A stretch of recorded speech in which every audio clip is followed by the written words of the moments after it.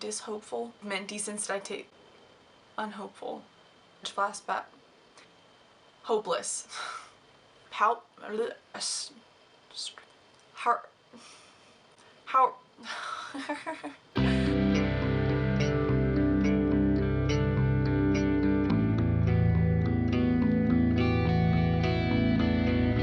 Hey guys, welcome back. Last time we talked about borderline personality disorder versus bipolar disorder, and this week we're going to talk about dissociation. Now, dissociation isn't just daydreaming or spacing out, although it can be. It has many causes and purposes, and can be something as simple as daydreaming or something so intense that you develop a dissociative disorder. I personally struggle with dissociation, and there's a lot to it, but let's just describe dissociation as a whole. Dissociation is a break in how your mind handles information, or a way to handle too much stress, such as with trauma or abuse, whether that's emotional, physical, neglectful, or sexual. It can feel like your thoughts, feelings, memories, surroundings, or perception aren't connected with you or aren't real, and it can affect your sense of identity and time. Some causes for dissociation, what you would call triggers, include trauma, hypnosis, drug use, abuse, and mental illnesses like acute stress disorder, bipolar disorder, borderline personality disorder, affective disorders, OCD, depression, anxiety, and much more. So what does it look like? As I said before, it can be something as little as daydreaming, or it can be feeling like you're a different person, feeling emotionally numb or detached, feeling out of reality, feeling little to no pain, or like you're having an out-of-body experience. It can also look like heart pounding or lightheadedness, tunnel vision, hearing voices in your head, memory loss, intense flashbacks, immobilization, or getting absorbed into a fantasy world. Side note, I don't really go into all the ways dissociation can look in daily life, all the ways people dissociate without realizing, or how mild dissociation can be and what that looks like. I'm going to do that in a different video along with all the ways I personally dissociate and what my experience with it has been, so stay tuned if you want to see that on my channel. Having symptoms for as long as the event that triggered them or for a short term afterwards is what we call an episode. Triggers for dissociation can be what reminds you of something traumatic that you've previously experienced, whether that's something you see, hear, smell, or touch, or a situation, or a way of moving your body. There are lots of things that can trigger dissociation. Flashbacks are when you re-experience a traumatic event, and that can happen in dissociation. You might get a flashback and relive the memory, like when dislocated memories resurface, such as with dissociative amnesia or identity alteration. Now, there are different types of dissociation. There's depersonalization and derealization. Derealization is when you feel detached from your surroundings, like they aren't real. It can cause other things and other people to seem like they're part of a dream, like you're in a fog, or there's a fog or veil separating you from the world, or the world seems muted or fake or faded. People look wrong, like they look too blurry, too big, or too small, like distorted. And sounds and time can also be off and seem distorted. Now, depersonalization is when you feel detached from your own body, from your own thoughts and feelings and emotions. Sometimes even like you're watching yourself from the outside. You can feel like you're not real, not in control of your own actions and feelings, emotionally numb, or your memories don't feel like they're your own. A lot of people describe it as living like they're in a movie because they're doing the actions, they're there, but they don't really feel like they're in control of it, actually actively doing it. I know for me personally, I feel like I can feel my feelings, but they don't really feel real. Like I could choose whether or not I wanted to feel them, and then I start to question if they're actually real or if I'm just coming up with it because I'm starting to distance myself from my own feelings. 2% of people experience dissociation so often and intensely that it becomes a dissociative disorder, and one of them being depersonalization or derealization disorder. But you don't need to have a disorder to experience dissociation. And dissociative disorders aren't just being spaced out. Derealization and depersonalization disorder actively interferes with your life, with your work, and your relationships, and it can cause distress in your daily functioning. Dissociative disorders are common in those with trauma, mental illness, or those with substance abuse issues. There are also things like dissociative fugue, dissociative amnesia, identity alteration, and identity confusion. Now, dissociation can create gaps in your memory where you don't remember anything that happened, who you are, how you felt, who was there, and you might not be able to recall information about yourself or your life or a specific time in your life, which you would call dissociative amnesia. And this usually occurs after a traumatic event. You can't access the memories, essentially. It's like they're there, but you can't reach out and grab them. You function during these memory lapses, you're fully cognizant, and you might remember flashbacks or have nightmares about those memories. There's also something called a dissociative fugue, in which you might forget your identity and travel to a new location, forget your identity and take on a new one for a while, forget where you're supposed to be and go travel somewhere new and live a new life for a little. But that isn't the same as dissociative identity disorder. That can happen outside of that. A dissociative fugue often occurs with dissociative amnesia, and someone might wander or travel somewhere related to the things that they cannot remember. Now, identity alteration is when you feel your identity start to shift and change. You might speak in a different voice or act a certain way. You may dress differently. You may have a different name or switch to a different personality. Feel as if you're losing control to someone else. Experience different parts of your identity at different times. Act like a different person. Identity confusion is when you find it very difficult to define what kind of person you are, or you feel like there are different people in you. Now, obviously,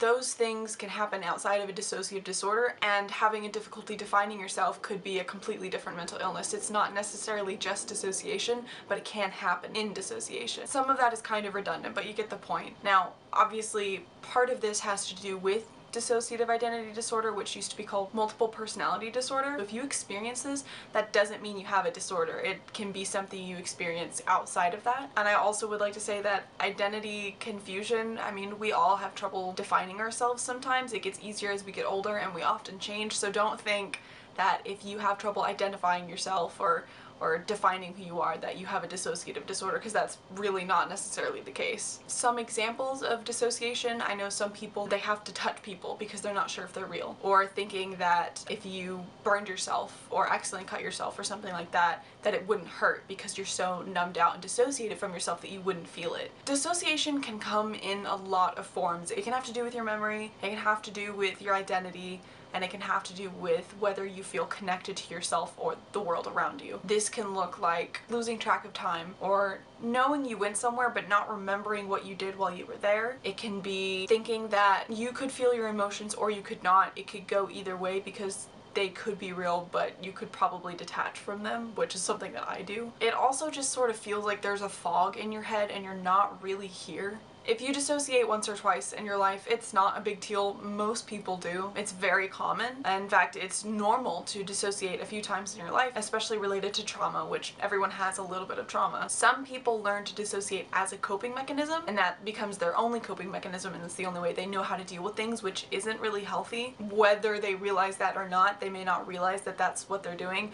In fact, most people don't realize that they're dissociating. They don't realize there's a word for it. I know I didn't. I just thought I was out of it, or I didn't even notice. And some people dissociate because of mental illness, so it doesn't go away unless they get treatment for that mental illness. For example, borderline personality disorder, there's a lot of issue with self-identity in borderline personality disorder, so there's a lot of dissociation because of that, specifically depersonalization. Dissociative symptoms or dissociation can go on for a few hours, a few days.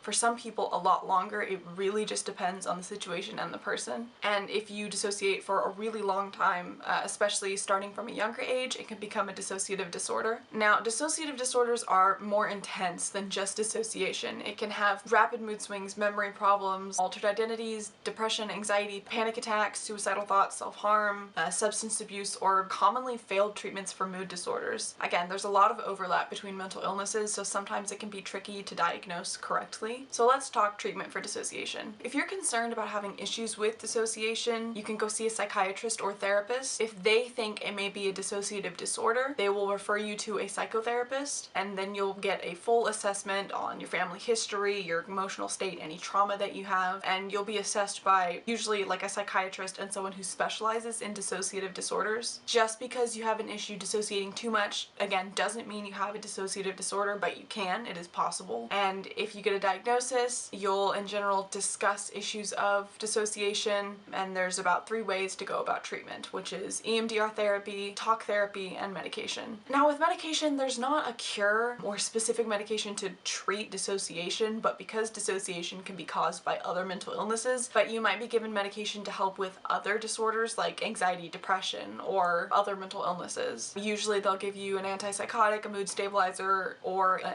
antidepressant or sometimes a combination of several. With talk therapy, you'll find a therapist who has experience with dissociation. You'll create a plan for what you want to work on and you'll talk through it and try to figure out what the root of your dissociation is and work on managing it in a way that doesn't disrupt your life. Now, talk therapy is usually cognitive behavioral therapy, but it can also be psychodynamic therapy. And then with EMDR therapy, eye movement desensitization and reprocessing, it helps relieve trauma from where it's stored in your body so that your body doesn't react to the trauma anymore. Because with dissociation, a big cause for it is feeling something similar to a trauma you've previously experienced and your body responding in a way to protect yourself from experiencing that again. So if you can resolve trauma, then you resolve things that might trigger dissociation. And EMDR therapy is very effective. I've personally gone through it and it is wonderful and amazing. Some things you can just do to help yourself, and I know not everyone can pay for a diagnosis or a psychiatrist or medication or treatment. I know it's expensive and insurance in America is trash.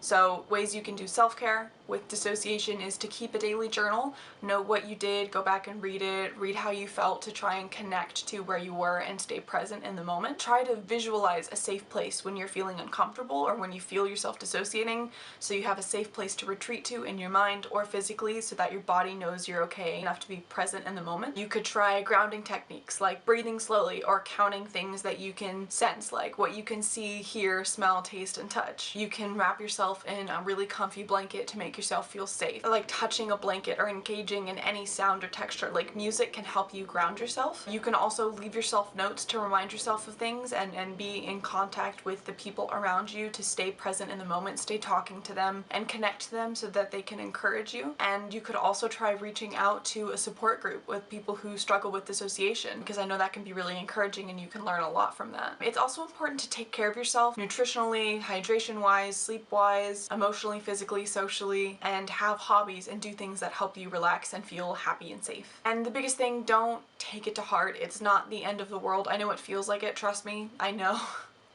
I know it feels like the end of the world when you can't control when you dissociate. It's very frustrating, but try to understand that there's nothing wrong with you because you dissociate. It's your brain's natural way of trying to protect you from harsh things or things that it doesn't think you can handle. Dissociation isn't necessarily a bad thing. It can be in extremes, but it isn't necessarily just bad all around. I know for me personally, I dissociate often because of really bad anxiety. And if I don't dissociate, then I feel that anxiety and I don't think that my brain thinks I can handle it, so I dissociate quite often. But I am working on it in therapy and with medication to help myself feel more present. So it is possible to get better about it. So I understand if you feel hopeless about it, but there is hope in getting better. So that's what I have for you today. I hope this information was helpful. Let me know what you found most interesting or most helpful in the comments below.